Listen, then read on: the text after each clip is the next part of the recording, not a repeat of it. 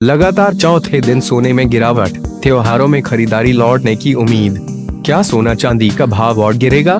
पिछले 4 दिनों से सोने और चांदी का भाव गिर रहा है।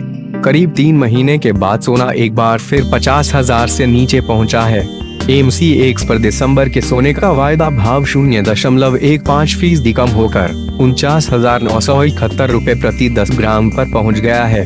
दरअसल भारतीय ज्वेलरी मार्केट को फेस्टिव सीजन का इंतजार है, क्योंकि अच्छी फसल के कारण ग्रामीण क्षेत्रों में फिर से सोने की मांग लौटती दिख रही है।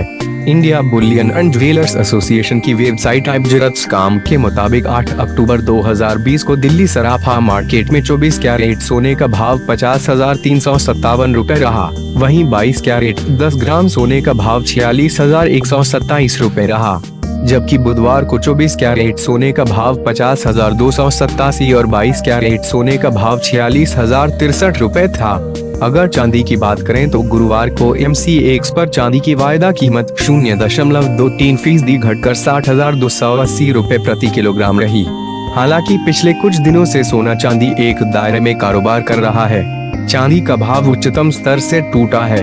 दरअसल अमेरिका में राहत पैकेज को लेकर अनिश्चितता के कारण कीमतों पर दबाव है, लेकिन कमजोर डॉलर से निचले स्तर पर सपोर्ट मिल रहा है। COMEX पर सोना $1,900 के नीचे है।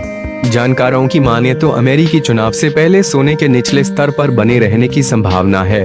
सोना 2020 के पहले 8 महीनों में 30% बढ़ा है, लेकिन सितंबर में डॉलर की बढ़त के साथ गति में कमी आई। लेकिन जानकार भारत में सोने की मांग त्योहारी सीजन में बढ़ने की उम्मीद कर रहे हैं, क्योंकि भारत में फेस्टिव सीजन के दौरान सोने की खरीदारी होती है। ऐसे में गोल्ड मार्केट के दिवाली धनतेरस का इंतजार है। भारत के पास इतना है सोने का भंडार।